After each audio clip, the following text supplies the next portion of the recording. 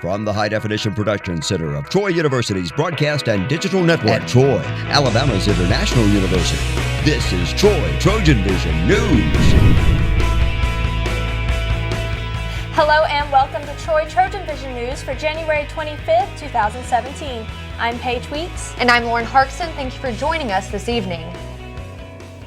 Being responsible for keeping to a budget can be difficult for young people, but the need to be better at budgeting becomes more apparent as college students start to enter the real world.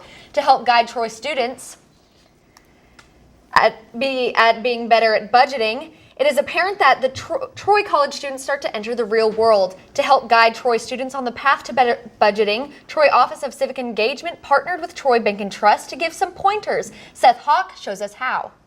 Thursday afternoon, Troy University's Office of Civic Engagement hosted its third installment of Adulting 101 that focused on the life skill of budgeting. Adulting just means adult skills, mature skills that you're going to need when you graduate from college, when you leave Troy University. So I like to say no one likes to fix a toilet, but we all have to do it once in our life. So budgeting, not as bad as fixing a toilet, but everyone needs to do it. And especially when you're a college student, it doesn't feel like money's real, but when you get into the real world, money becomes a very crucial thing of your life. Livingston invited the Senior Vice President of Troy Bank and Trust, Diane Aman, to come speak at the session.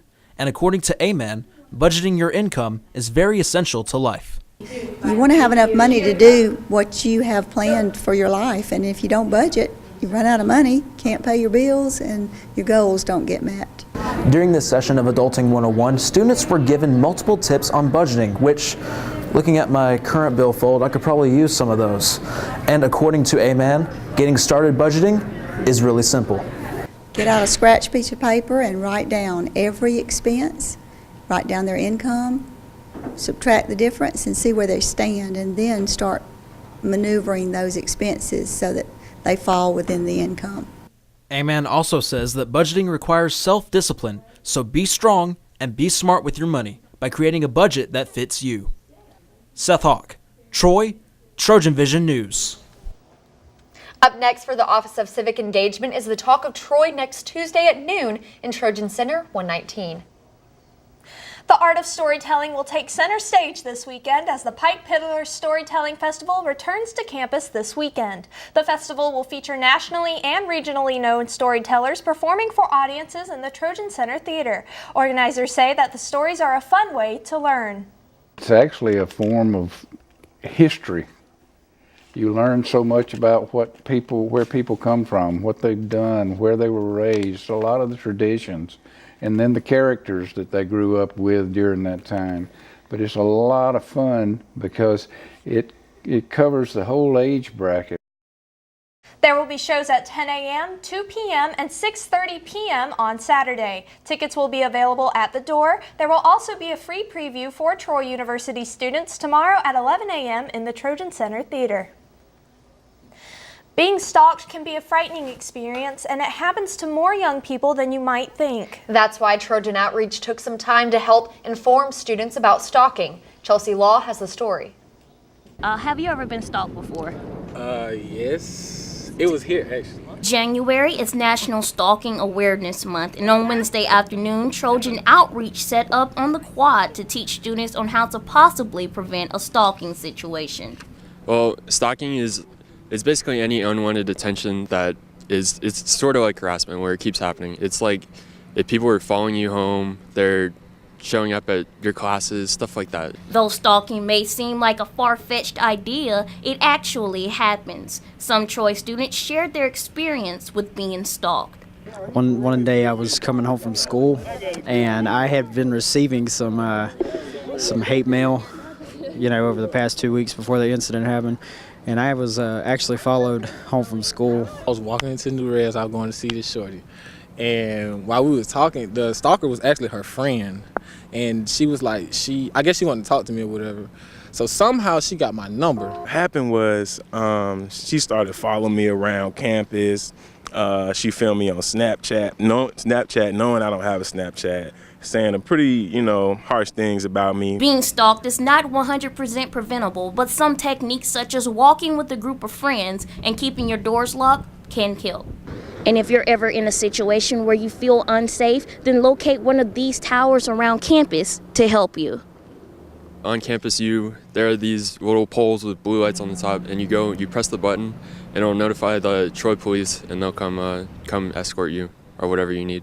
If you or a loved one feel as if you are being stalked, then tell someone or call campus police at 334-670-3215.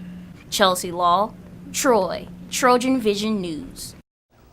If you're interested in more of what Trojan Outreach will offer in the future, you can follow them on their Twitter and Instagram accounts at Trojan Outreach 1. Now, the latest in Trojan sports on Troy Trojan Vision News.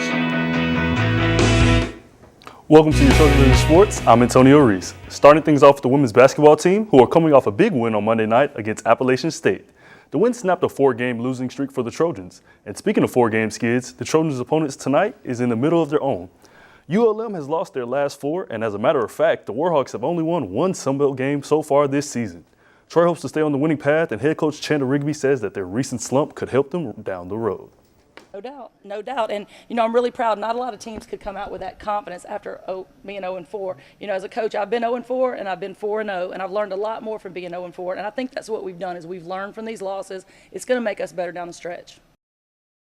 The Trojans and the Warhawks tipped off at 5 p.m. At last report, ULM was up 13-10 over the Trojans. Bouncing over to the men's court, the Trojans are also in action tonight against the ULM Warhawks. The team is coming off a victory against Sunbelt opponent Appalachian State. However, all the spotlight tonight is on guard Wesley Parsons, who this past game broke the all-time Sunbelt record for most career three-pointers at 324. Now the senior is just a few points away from solidifying himself as Troy's all-time scorer, potentially surpassing Troy's current holder, Anthony Reed's record of 1,865 points. However, it may not come easy, as head coach Phil Cunningham says teams are designing their defenses around Parsons night in and night out. It's interesting. I mean, he's broken the three-point record now, and he's close to breaking the all-time school record here for scoring. And every night he faces a different type of defense, basically designed to shut him down. For example, last night we played App State, and they put a 6'8" guy on him. The backup for the 6'8" guy was 6'7", so they ran length at him all night long. On Saturday against Coastal Carolina, they played a triangle and 2 or a diamond and 1 and chased him and didn't let him catch and never helped off him. So he's facing that kind of defense every night in league play, but yet he still finds a way to be productive. The Trojans are set to tip off against the Warhawks in the Fant Ewing Coliseum in Monroe, Louisiana at 7 p.m. The Trojans started out the 2018 schedule playing tournament style. However, this weekend brings their first dual conference match of the season versus Sunbelt opponent Georgia State. Whether it be tournament play or a single team matchup, it's all the same when it comes to the game. Head coach Rawia LCC explains. Tennis is tennis, the thing about tennis, it's since we play since juniors, it's a tennis match. So even if you put it in a team format, it's just excited because the whole team chemistry get in there and they want to work together as one goal of beating a team. But you still play a tennis match, the same format, the same thing, and you're just another player. You just add the points.